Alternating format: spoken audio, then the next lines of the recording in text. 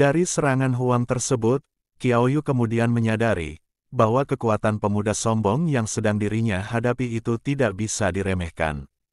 Qiaoyu lalu segera mengayunkan pedangnya untuk menyerang, membuat Huang harus mundur untuk menghindari serangan tersebut. Terkejut dengan kekuatan Qiaoyu, Huang kemudian bertanya-tanya, bagaimana mungkin seorang murid baru seperti Qiaoyu bisa sekuat itu. Huang kemudian mengalirkan mana ke dalam palunya, dan bersiap menggunakan jurus Underworld Mire untuk menyerang Qiaoyu. Namun, sebelum Huang sempat melakukannya, Ma Fei terlebih dahulu melompat dan menyerang Huang menggunakan pedangnya, dengan jurus Sword Slash Across Iris-nya, dan tepat mengenai dada Huang. Huang kemudian melihat luka yang ada pada dirinya, dan saat melihat darah mengalir dari luka tersebut, Huang mulai tertawa seperti orang gila. Apa kalian tahu? Ketika aku berumur 18 tahun, ketika sedang menjelajahi sebuah dungeon, seorang pelayar menyergapku dan melukaiku. Setelah aku keluar dungeon, aku memerintahkan orang-orang untuk menangkapnya. Aku mengiris dagingnya bagian demi bagian, memanggangnya, dan menyuruh orang itu untuk memakannya, membuat pria itu menjadi gila. Semenjak itu, tidak ada yang berani melukaiku, Huang Ying. Akan tetapi kalian berbeda, aku akan memastikan untuk memperlakukanmu dengan baik. Mendengar itu, Qiaoyu kemudian menjawab, bahwa daripada mengancam mereka, lebih baik Huang memikirkan cara untuk melarikan diri dari tempat tersebut. Huang lalu bertanya kepada Qiaoyu, apakah dirinya benar-benar berpikir bahwa hanya dengan 3 orang, mereka bisa menahannya. Huang kemudian kembali mengalirkan lebih banyak mana ke dalam palunya, dan bersiap menggunakan jurus Blood Chaos Hammer untuk menyerang Qiaoyu. Akan tetapi, Qiaoyu terlebih dahulu melompat untuk menyerang Huang, dan Huang mencoba menggunakan palunya untuk bertahan, namun, kekuatan serangan Qiaoyu terlalu kuat, bahkan dapat menghancurkan tanah di sekitar mereka. Melihat kekuatan Qiaoyu, Huang kemudian berkata, aku benar-benar meremehkanmu, kalau begitu, biarkan aku menunjukkan kekuatan sesungguhnya dari Huang Ying. Setelah berkata demikian, Huang lalu mundur beberapa langkah untuk menjaga jarak dari Qiaoyu. Setelah itu, Huang kemudian mengalirkan sejumlah besar mana ke dalam palunya, dan mengangkatnya tinggi-tinggi, hingga membuat cahaya merah keluar dari palu tersebut. Melihat itu, Xiangdi berteriak dari belakang untuk memperingatkan Qiaoyu, bahwa ini adalah pertanda buruk. Xiangdi lalu berkata, jika Huang sedang memanggil bala bantuan. Setelah berkata demikian, Xiangdi segera menggunakan skillnya untuk menghentikan Huang, akan tetapi, Huang dengan mudah menghancurkan sihir Xiangdi menggunakan palunya. Huang kemudian melompat untuk menyerang Qiaoyu sambil berkata, bahwa sekarang semuanya sudah terlambat, dan Qiaoyu akan mati sekarang. Huang menggunakan jurus Blood Flooding Torrent untuk menyerang, dan saat palunya menghantam tanah, terjadi ledakan besar hingga semuanya tertutupi oleh debu. Sementara itu, Xiangdi yang melihat ledakan itu sangat terkejut, dan langsung memanggil Qiaoyu dengan panik. Di sisi lain, dari balik debu yang mulai mereda, terdengar suara tawa seseorang, dan saat debu benar-benar hilang, Huang muncul sambil tertawa puas dan menyebut Qiaoyu lemah. Namun, tanpa Huang sadari, Qiaoyu sudah berada di belakangnya tanpa terluka sedikitpun. Setelah itu, sebelum Huang sempat bereaksi, Qiaoyu menghantam wajahnya dengan pedang naga emas miliknya, hingga membuat kepala Huang berputar. Tunggu saja orang-orang bodoh, ayahku akan menguliti mencincangmu dengan keji, ucap Huang mengancam Qiaoyu dan yang lain. Setelah berkata demikian, Huang pun jatuh ke tanah dan kehilangan kesadaran. Setelah itu, Xiangdi dan Ma Fei kemudian menghampiri Qiaoyu, dan Ma Fei bertanya, apa yang harus mereka lakukan dengan Huang.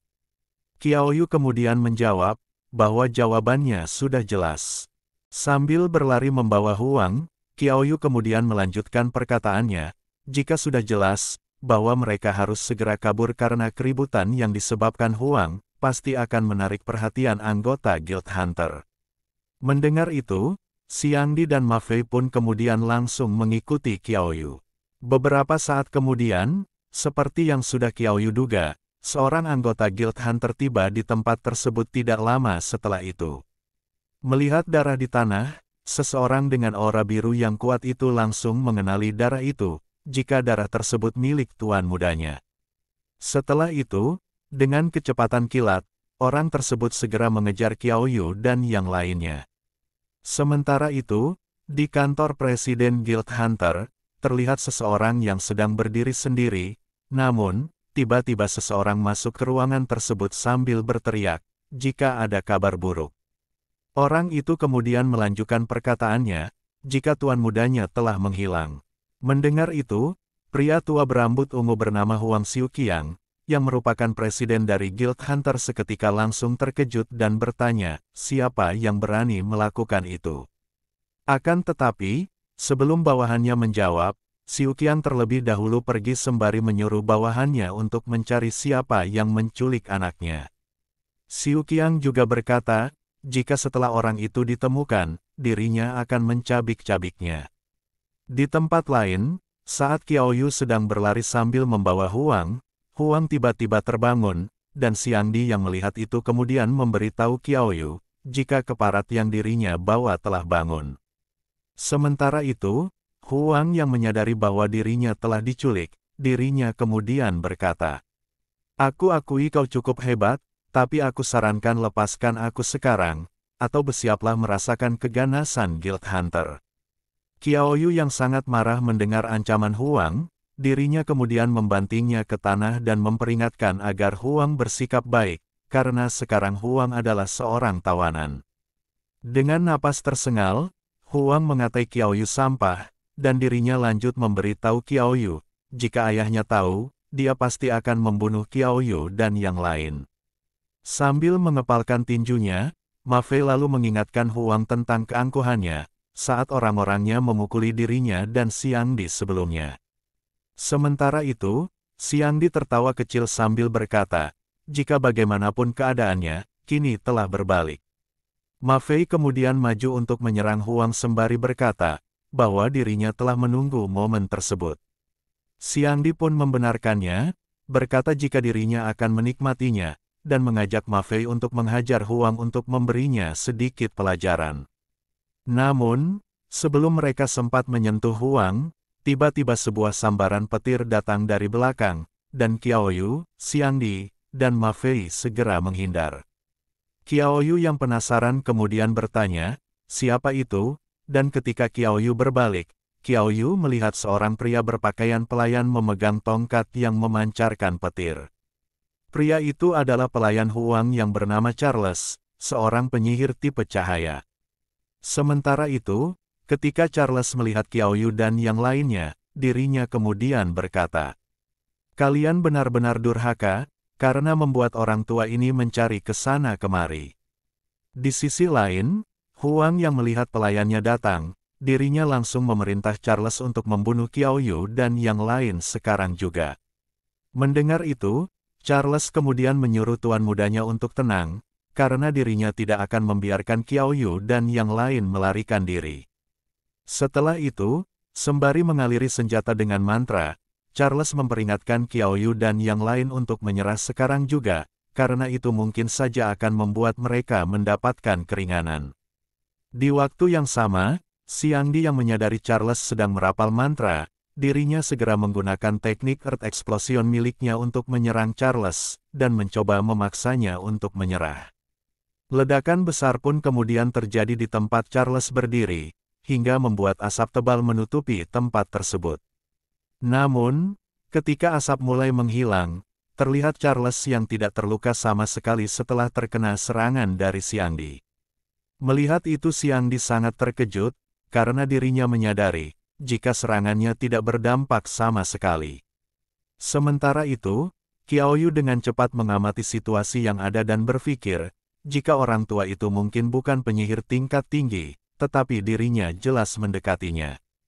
Di sisi lain, Charles yang kembali bersiap untuk menyerang dirinya kemudian berkata, "Karena kalian memilih untuk melawan, jangan salahkan aku jika aku kejam."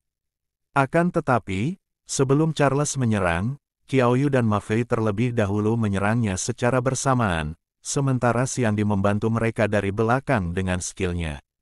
Melihat ketiganya menyerang bersamaan, Charles kemudian mengangkat tongkatnya dan bergumam, "Oh cahaya suci, lihatlah musuh-musuh ini dan hentikan mereka." Setelah itu, ketika Charles selesai melafalkan mantra, tongkat yang dirinya bawa bersinar terang dengan cahaya kuning, dan menghentikan Qiao Yu dan Ma Fei yang ingin menyerang. Akan tetapi, di saat Qiao Yu dan Ma Fei tidak bisa bergerak, serangan milik Xiangdi tetap melaju dan menghantam Charles, namun, serangan tersebut tidak dapat melukai Charles sama sekali. Setelah menghentikan serangan Xiangdi, Charles kemudian menyerang Qiao Yu dan Ma Fei, dengan menggunakan pedang suci berwarna emas yang dirinya bawa. Akibat serangan tersebut, Ma Fei terpental hingga menabrak dinding di belakangnya dengan sangat keras, sedangkan Qiao Yu berhasil menahan serangan tersebut. Kekuatan pelayan ini sangat menyeramkan, dengan satu gerakan saja, dia benar-benar memojokkan kami, ucap Qiao Yu dalam hati sambil melihat ke arah Charles. Sementara itu, Charles yang melihat Qiao Yu masih berdiri dirinya berkata, bahwa untuk seorang pemula seperti Qiao Yu, itu cukup mengesankan bisa bertahan dari salah satu kemampuannya. Charles lalu mengatakan, jika dirinya tidak heran Qiao Yu dan yang lain mampu mengalahkan tuan muda dari Guild Hunter mereka. Namun, Charles kembali berkata, jika semuanya telah berakhir di sini, dan menyuruh Qiao Yu dan yang lain untuk menyerah, karena di hadapannya, mereka hanya seperti semut yang lemah. Mendengar Charles menyebut mereka lemah, Xiangdi tertawa dan membalas dengan berkata, jika Charles akan segera melihat betapa lemahnya mereka. Setelah berkata demikian, Xiangdi kemudian menoleh ke arah Ma Fei yang terkubur di bawah reruntuhan, dan dengan nada mengejek dirinya berkata, "Ma Fei, kau sangat menyedihkan, kau bahkan sama sekali tidak mendekati level saudara Yu." Ketika saudara Yu menghadapi gerakan yang sama, dia hanya mundur beberapa langkah sedangkan kau terbang dengan menyedihkan. Dengan kekuatan selevel itu, kau tidak akan pernah bisa menghajar saudara Yu sedikitpun. Bagaimana bisa orang-orang begitu berbeda, meskipun mereka sama-sama manusia? Ma Fei, apa kau bersembunyi saat manusia berevolusi? Saat sebagian orang lahir di Roma, tapi Ma Fei, kau berbeda, kau ditakdirkan untuk menjadi beban semua orang. Kenapa kau tidak menjadi bawahan saudara Yu saja dari sekarang, sepertinya dia akan melindungimu. Saat setelah Xiangdi mengatakan itu, tiba-tiba ledakan besar muncul di tempat Ma Fei berada, dan dengan aura merah yang menakutkan, Ma Fei pun berdiri dengan mata merah menyala. Melihat Ma Fei seperti itu, Charles begitu terkejut, karena Ma Fei mengeluarkan kekuatan pedang yang sangat menakutkan. Sementara itu, saat ego Ma Fei benar-benar hancur, kekuatan serangannya meningkat hingga 10.000%. Dengan mata yang menyala penuh amarah, Ma Fei kemudian berkata, "Yang Xiangdi, berhentilah mengoceh, orang tua ini hanya sok pamer. Lihatlah dengan benar, aku, Ma Fei, akan membunuh orang tua sombong itu dalam sekejap." Setelah berkata demikian, Ma Fei kemudian memanggil kembali pedangnya dan seketika itu juga, pedang milik Ma Fei langsung terbang ke arahnya. Sementara itu, saat pedang Ma Fei muncul, pedang suci emas milik Charles tiba-tiba mulai bergetar ketakutan, membuat Charles bingung dan bertanya-tanya apa yang sedang terjadi. Akan tetapi, saat Charles sedang memikirkan itu, tiba-tiba Charles merasakan tekanan yang mengerikan menghantam dirinya. Setelah itu, dengan seluruh kekuatannya, Ma Fei mendekati Charles menggunakan teknik sword slash across air-nya. Charles yang melihat itu kemudian segera merapalkan mantra, agar pedang suci yang dirinya bawa melindunginya. Di waktu yang sama, saat Xiangdi melihat Charles mencoba menggunakan teknik yang sama, dirinya segera mengaktifkan kemampuan Fat Band dan menyerang dengan teknik Earth Explosion-nya. Seketika itu, seluruh tanah hancur oleh mantra Xiangdi, membuat Charles tidak mampu membekukan pergerakan Ma Fei. Tanpa membuang waktu, Charles kemudian menciptakan perisai suci untuk melindungi dirinya. Namun, serangan pedang Ma Fei dengan peningkatan kekuatan 10.000% langsung menghancurkan perisai itu dalam sekejap. Pedang Ma Fei menghantam Charles dengan kekuatan penuh, hingga membuat Charles terlempar sangat jauh, hingga menabrak dinding di belakangnya dengan sangat keras.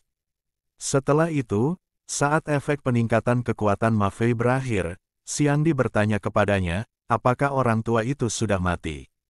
Ma Fei pun kemudian menjawab, jika dirinya juga tidak yakin dengan hal tersebut.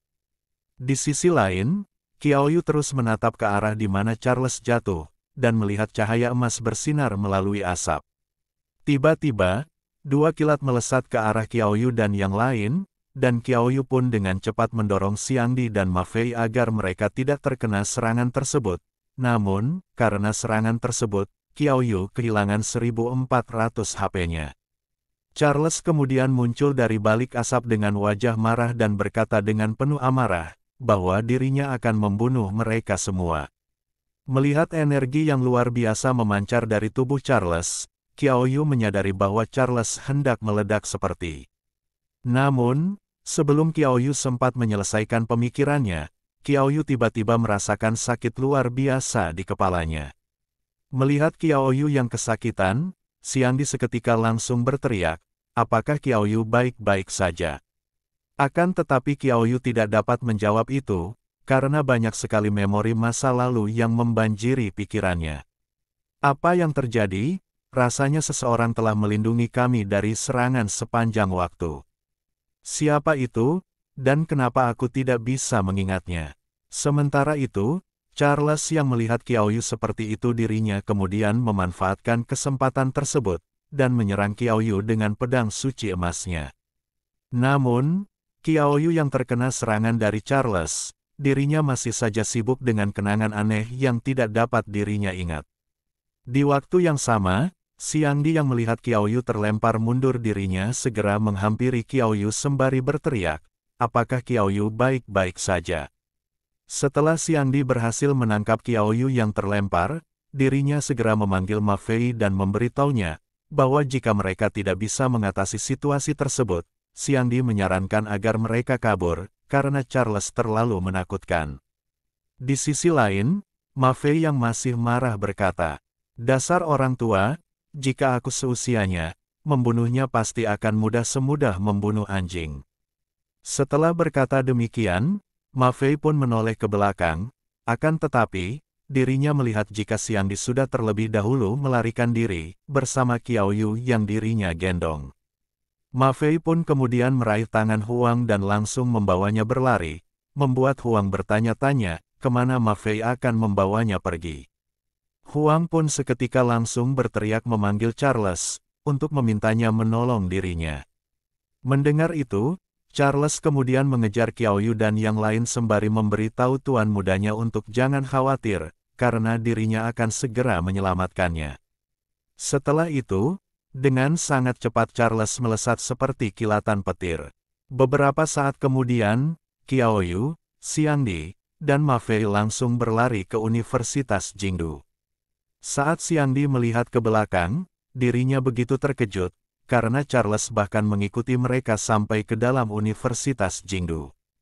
Di waktu yang sama, saat mahasiswa di sekitar kampus melihat Ma Fei menyeret Huang ke dalam universitas, salah satu dari mereka berkata, bukankah itu Tuan Muda Huang Ying dari Guild Hunter, apakah seseorang menculiknya dan membawanya ke kampus? Sementara itu, Charles yang sangat marah berteriak, kalian anak-anak nakal, kalian pikir bisa lari kemana? Melihat Charles mengejar para mahasiswa sambil membawa senjata, seorang petugas keamanan mencoba menghentikannya. Siapa kau? Tanya petugas tersebut. Namun, Charles tidak menghiraukan itu dan langsung mengirim petugas tersebut terbang dengan satu serangan. Melihat hal itu Xiangdi bergumam, jika Charles adalah orang tua yang benar-benar gila. Akan tetapi, karena pandangannya teralihkan oleh Charles, Xiangdi yang tidak memperhatikan arah kemudian menabrak Guru Wan yang ada di depannya, membuatnya jatuh ke tanah sementara Qiaoyu berhasil mendarat dengan kakinya. Guru Wan kemudian bertanya kepada Qiaoyu, apa yang dirinya lakukan, namun, Qiaoyu tidak menjawab pertanyaan itu dan meminta Guru Wan untuk melihat ke belakang. Mendengar itu, Guru Wan pun berbalik dan dirinya melihat Charles mengejar Qiaoyu dan yang lain dengan senjata di tangannya. Dengan tatapan tajam, Guru Wan kemudian berkata, "Seseorang yang ingin cari mati, berani-beraninya mengejar mahasiswa Universitas Jingdu kami, bahkan sampai masuk ke area kampus." Setelah berkata demikian, dalam sekejap Guru Wan mendekati Charles dan bersiap menyerang dengan tinjunya. Sementara itu, Charles yang melihat Guru Wan mendekat, dirinya segera menggunakan perisai cahaya sucinya untuk melindungi diri dari serangan Guru Wan. Akan tetapi, dengan satu pukulan, Guru Wan menghancurkan perisai itu dan membuat Charles terpental hingga menabrak dinding. Charles yang berhasil dikalahkan hanya dengan sekali serangan kemudian menyadari bahwa kekuatan dari Universitas Jingdu benar-benar mengerikan. Setelah itu, Guru Wan mendekati Charles dan bertanya, siapa dirinya, dan kenapa Charles mencari masalah di Universitas Jingdu mereka. Dengan aura intimidasi yang kuat, Guru Wan pun berkata, jika Charles tidak mau menjawab, dirinya akan mengirim Charles ke kehidupan selanjutnya. Akan tetapi, sebelum Guru Wan mendapatkan jawabannya, tiba-tiba sebuah suara dari belakang menyuruhnya untuk berhenti. Itu adalah Huang Xiuqiang, presiden dari Guild Hunter, yang datang bersama sekelompok pemburu tingkat tinggi. Dengan aura mengancam, Xiuqiang kemudian memerintahkan Guru Wan untuk melepaskan Charles. Mendengar itu, Guru Wan tanpa gentar bertanya, bahwa bagaimana jika dirinya bilang tidak. Dengan marah, Xiuqiang kemudian berkata, biarkan dia pergi, atau kau akan menemaninya ke akhirat hari ini. Mendengar itu, Guru Wan kemudian menyiapkan aura di tangannya, dan dirinya kemudian memukul wajah Charles dengan keras, hingga tanah di bawahnya hancur. Melihat itu Xiuqiang begitu terkejut, dan langsung memanggil nama Charles dengan sangat keras. Di sisi lain, Guru Wan yang baru saja menghabisi Charles, dirinya kemudian menyeringai sambil mengeluarkan aura yang cukup besar. Ayolah, aku ingin tahu bagaimana rencanamu untuk membunuhku dan mengirimku bersamanya, ucap Guru Wan.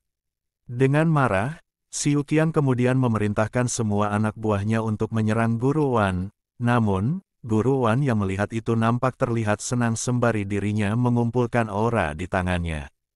Setelah itu, hanya dengan satu pukulan, semua bawahan Xiuqiang seketika langsung terdorong mundur, hingga tanah di sekitarnya ikut terguncang.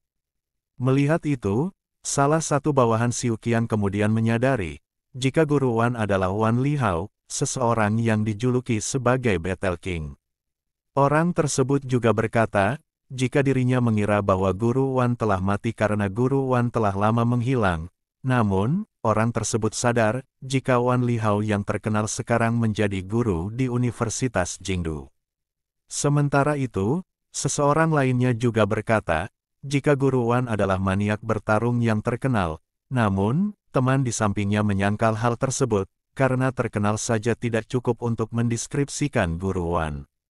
Dia lahir untuk bertarung, di puncak tingkat menengah. Dia pernah melintasi kesenjangan antara kelas dan seorang diri mengalahkan master pedang tingkat tinggi. Dia benar-benar sangat kejam, ucap salah satu bawahan Xiuqiang. Mendengar itu dari bawahannya, Xiuqiang segera mengenali Guru Wan dan berkata, ternyata Wan Lihao masih hidup. Mendengar itu, dengan nada bicara yang tampak senang Guru Wan berkata, tidak hanya aku hidup, tapi aku sebaiknya berterima kasih padamu. Karena semenjak aku menjadi guru, aku belum pernah bertarung untuk mengisi hatiku. Terima kasih karena kau sudah membuat masalah di tempat ini. Mendengar itu Xiuqiang semakin marah, dan dirinya kemudian mengeluarkan palu hitam raksasanya sambil berkata, bahwa Guru Wan terlalu sombong. Xiuqiang kemudian melemparkan palu yang diperkuat mana ke arah Guru Wan, dan palu tersebut tepat menghantam Guru Wan hingga membuatnya terlempar jauh ke belakang dan menabrak tembok di sana. Setelah itu, palu yang tadi menghantam Guru Wan seketika kembali ke tangan Xiuqiang. Melihat itu, seorang hunter muda berbisik kepada hunter senior di sampingnya, jika si maniak bertarung itu tidak sehebat yang seniornya katakan. Namun, Senior tersebut meminta juniornya untuk terus melihat saja, dan dirinya akan mengerti kekuatan sesungguhnya dari seorang yang dijuluki Battle King. Di sisi lain, setelah terkena serangan dari Xiu Qiang, aura Guru Wan berubah menjadi lebih kuat. Dengan mata merah menyala, aura Guru Wan seketika berubah menjadi seperti kepala singa yang siap untuk menerkam mangsanya. Setelah itu, dengan kecepatan kilat, Guru Wan kemudian mendekati Xiu Qiang untuk balik menyerang. Dan dalam sekejap mata, Guru Wan pun sudah berada di depan Xiu Qiang dengan aura singa yang siap menerkam mangsanya.